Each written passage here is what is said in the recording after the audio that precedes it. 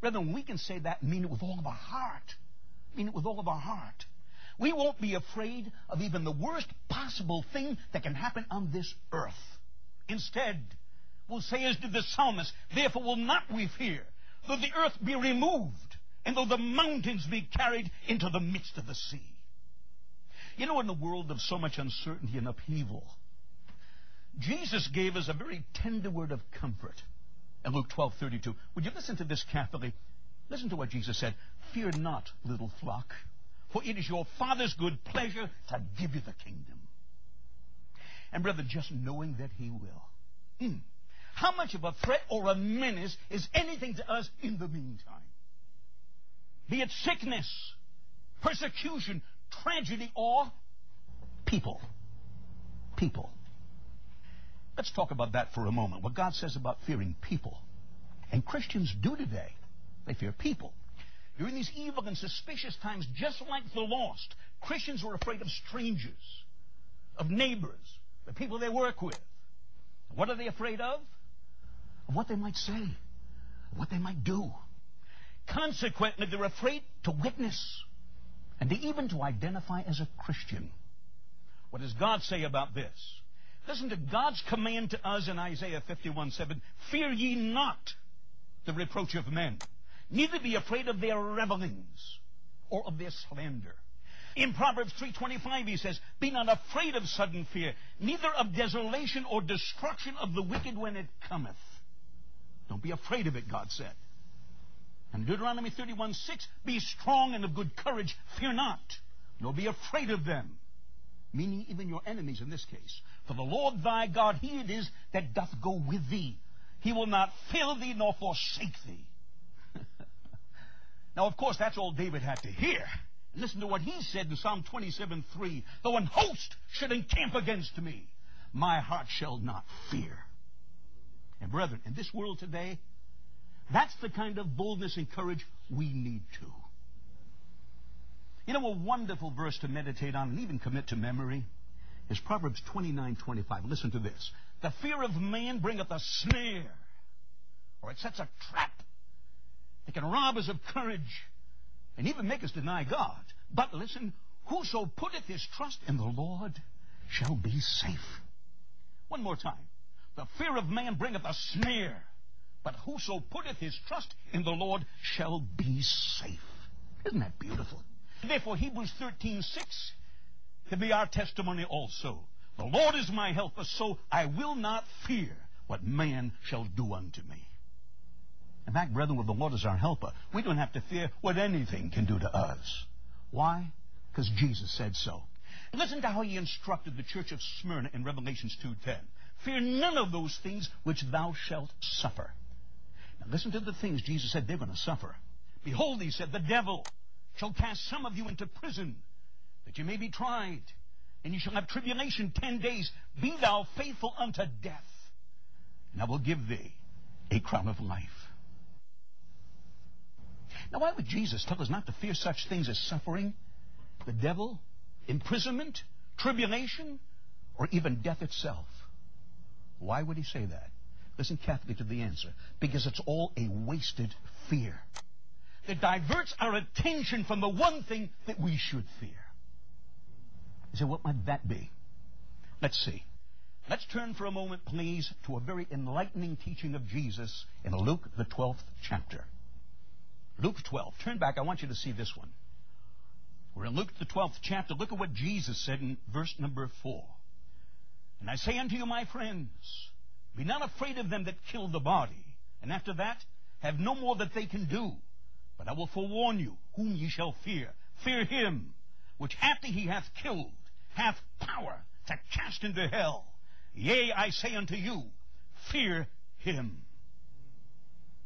Now in Matthew 10:28, Jesus put it a little differently. Listen to what He said there. Fear not them which kill the body, but are not able to kill the soul, but rather fear him which is able to destroy both soul and body in hell.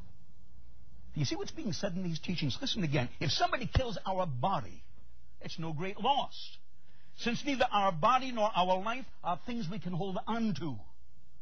But if God kills our soul, and all of our chances of eternal life, this is a great loss. So the Bible forbids the fear of man. It always encourages the fear of God. Would you listen to just a few of these encouragements? 1 Samuel 12:24, only fear the Lord. Isaiah 8:13, sanctify the Lord of hosts himself, and let him be your fear, and let him be your dread. 1 Peter 1:17, if you call him the Father, who without respect of persons judgeth according to every man's work, pass the time of your sojourning here in fear. And listen, brethren, please, when it comes to fearing God, we should allow nothing to distract us from doing this. You know, it has to be a perpetual fear. Proverbs 23:17 states, be thou in the fear of the Lord all the day long. And Deuteronomy 4:10, God says, learn to fear me all the days that you shall live upon the earth. And why? Why must our fear be so untiring, persistent, and permanent? Because it's a fearful thing to fall into the hands of the living God. Hebrews 10:31. Brethren, this is why God declared in Jeremiah 5:22, fear ye not me, saith the Lord, will ye not tremble at my presence? Why the psalmist declared in Psalm 119, my flesh trembleth for fear of thee. Why Paul declared to us in Philippians 2:12 to work out your own salvation with fear and trembling. However, and this is a very big however, like everything else, even fearing God works together for our good. Let's consider some wonderful promises right out of God's Word that illustrate this. First, here are 8, listen carefully, 8 practical benefits to fearing God.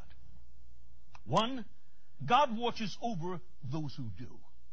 Psalm 33:18, behold, the eye of the Lord is upon them that fear him, upon them that hope in his mercy. 2, they're given angelic protection. Psalm 34:7, the angel of the Lord encampeth round about them that fear him and delivereth them. 3, they don't incur God's anger, but rather his sympathy. Psalm 103:13, like as a father pitieth his children, so the Lord pitieth them that fear him. 4, listen to this, they are bathed in God's mercy. Psalm 103:11, for as the heaven is high above the earth, so great is his mercy towards them that fear him. 5, their lives are prolonged. Proverbs 10:27, the fear of the Lord prolongeth days. It prolongeth days, but the years of the wicked shall be shortened. 6, their years are good years.